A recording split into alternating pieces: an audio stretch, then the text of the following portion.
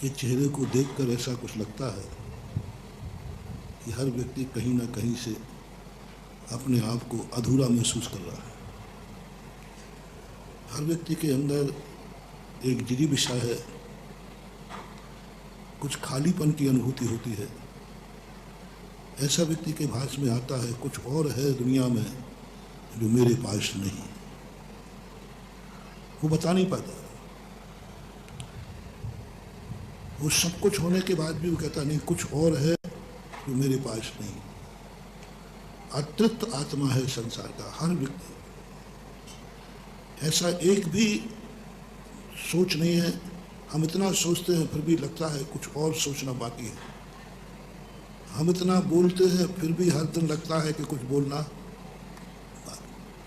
1.5 घंटे बोलने के बाद भी मैंने आज तक ये नहीं किया कि भैया जितना मेरे पास था मैंने सब बोल दिया। फिर दूसरे दिन आ जाए तो नहीं अभी कुछ बाकी है बोलना। और तुम भी कम नहीं हो। इतना सुनने के बाद भी तुम ये कहने को तैयार नहीं हो मुझे जितना सुनना था मैंने सुन लिया, अब क्या सुनना है। तुम्हारे मन में भी है कि शायद आज महाराज जी वो बोलेंगे जो मैंने आज तक नहीं। अब दोनों अतृप्त हैं।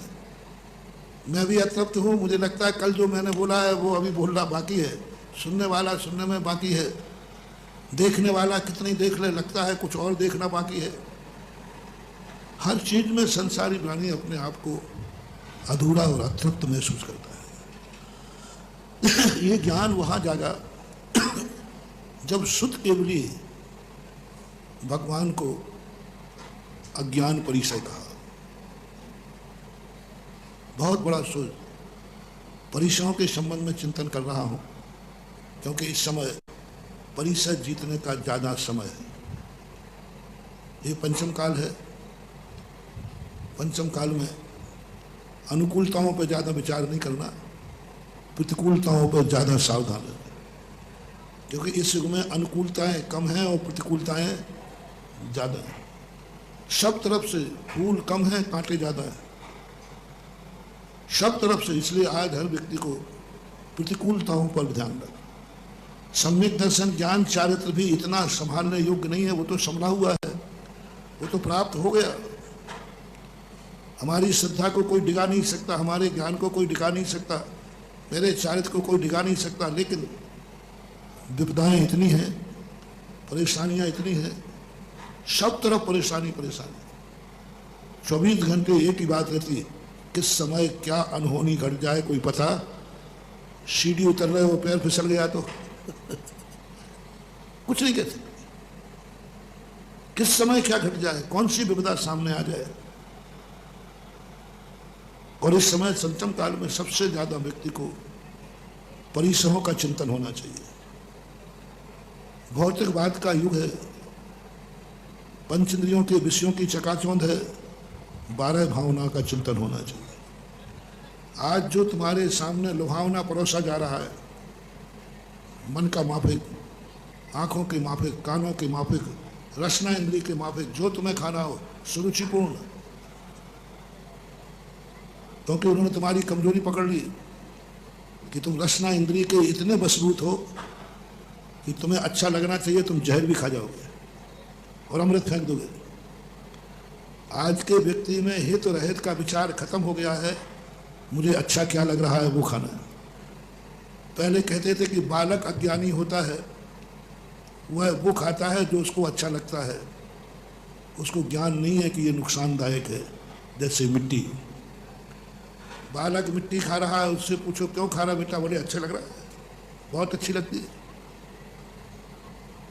अच्छी लगती है वह वस्तु व्यक्ति खा रहा है तो वो कौन सा बुरा कर रहा है। उसको आप बालक क्यों कह रहे हो, मूर्ख क्यों कह रहे हो। क्यों छीन रही है माँ उससे, मिट्टी नहीं खाने दूंगी क्योंकि मुझे, वो कह रहा मुझे अच्छी लग रही है। उस बालक को तो अपन ने बालक कह दिया। आज के युग में तो हमें हर व्यक्ति बालक दिख रहा है। 80 साल के तुम वो भी बालक दिख रहा है, क्योंकि हर व्यक्ति वह खा रहा है जो अच्छा लग रहा है। वो नहीं सोच पा रहा है कि हानिकारक है। आज एक बालक मिट्टी खा रहा है, बोलो ठीक कर रहा है कि गलत कर रहा है? बालक से पूछा तुमने तो कह दिया ठीक कर रहा है। बालक से पूछा, वो कह रहा मैं बहुत अच्छा कर रहा हूँ, इससे अच्छी कोई वस्तु ही नहीं है। अब तुम बड़े बालक को आओ, तुमने बालक इसलिए कह दिया महाराज इसको अच्छा तो लग रहा है, मरेगा, लीवर हो जाएगा, मर जाएगा। अच्छा लग रहा है लेकिन नुकसानदायक है, ऐसा जो करता है वो बालक है, मूर्ख है, अज्ञानी है। परिभाषा बनाओ। जो अच्छा लग रहा है लेकिन नुकसानदायक है, वो चीज जो खावे वो ज्ञानी है कि अज्ञानी है? लायक है कि नालायक है? जल्दी बोलते जाओ। जो आप कहोगे वही मान लो। रिपीट कर रहा हूं, जो अच्छा लग रहा है लेकिन नुकसानदायक है फिर भी वो खा रहा है, उस व्यक्ति को आप बहुत गंदा आदमी कहते हो, निकल, मूर्ख, इडियट, नालायक कहीं का। इतना ज्ञान नहीं है। बालक कहता साहब मुझे बहुत अच्छा लग रहा है, बोले मरेगा। ये टाइटल जो दिए गए ठीक है, ओके, कोई वापस लेना हो तो ले लो। हाँ नहीं मिला, बिल्कुल ठीक है, 2-4 और मिला दो तो और अच्छा है। अब आइए थर्मामीटर लेके चलते। अब जिनको गुटखा अच्छा लगता है और खाते हैं तो बोलो वो नुकसानदायक है कि नहीं? तो बे टाइटल तो कौन है वो गुटखा खाने वाला? नालायक, मूर्ख, इडियट, अज्ञानी, गंदा आदमी।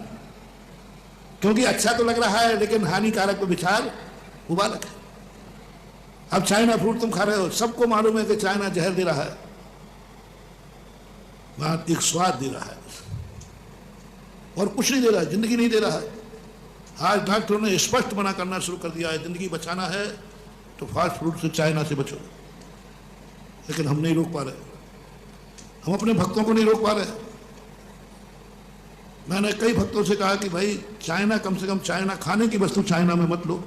और चीज तुम ले रहे हो तो वो तुम्हारी मजबूरी हो सकती है, गाड़ी ले लो, मोबाइल ले लो, सब, कम से कम पेट में चाइना की वस्तु मत डालो। मेरे भक्त, परम भक्त, नियम नहीं ले रहे। मैंने कहा है क्या उसमें? बोले स्वाद, लाभ, वो भी कहता है लाभ, बोले कुछ नहीं, नुकसान, पूरा नुकसान। फिर क्यों खा रहे हो? बस। तो जो नुकसानदायक हो, हानिकारक हो, फिर भी स्वाद के कारण खावे, वो कौन है? अब आप बोलो मैं बोलूंगा तो गलत हो जाता है। हम बोलेंगे तो महाराज जी को बोलने का बिल्कुल भी तमीज नहीं है, कुछ भी बोल रहे हैं। अब जो नालायक है वो अपने मुंह से बोले कि वो कौन है? तो जो गुटखा खावे वो कौन है? मैंने नहीं बोला भाई, बाहर सब निकालने वाले सावधान। जो चाइना खावे वो मूर्ख है, नालायक, गंदा। मालूम है तुम्हें, शराब पी रहा है, ठीक है, अच्छी लगती होगी लेकिन विनाश है। अब इस थर्मामीटर को हर कहीं लगा लेना महानुभाव। अच्छा लग रहा है लेकिन नुकसानदायक है, फिर तुम्हें खाने का भाव आए तो विनाश। पूरे भारत को बर्बाद कर दिया चाइना ने। बाजार की वस्तु, एक बार चाट वाले से मैंने कहा बच्चे बेटा बाजार में मत खाया कर, मैं तेरी मम्मी से कह दूंगा वो घर में तुझे जो चाट खाइए। बोले महाराज मम्मी की हाथ की तो नहीं खाऊंगा। बोले तो तुझे चाट से मतलब है कि मम्मी से, बाजार से? बोले बस मम्मी के हाथ की नहीं खाऊंगा। क्यों? इसके हाथ में कोई स्वाद नहीं है, बेकार की चीजें इतनी गंदी बनाती है, कोई स्वाद ही नहीं आता। थोड़ी मिर्ची डालने की कहो तो आंखें निकाल है, ज्यादा मत खा। और खोमचे वाले से कहो इतनी सब है, ये पकड़ मर, मेरा क्या जा रहा है? बस माँ की इतनी गलती है कि वो नुकसानदायक चीज नहीं डाल पाती है, इसलिए तुम्हें बेस्वाद लगती है। और बाजार का व्यक्ति नुकसानदायक चीज डाल देता है तो तुम्हें बहुत अच्छी लगती है, बहुत अच्छी। 90% बताना आप लोग, दोनों चाटों में, एक घर की चाट और एक बाजार की चाट, दोनों चाटों में तुम किसको चाटोगे ज्यादा?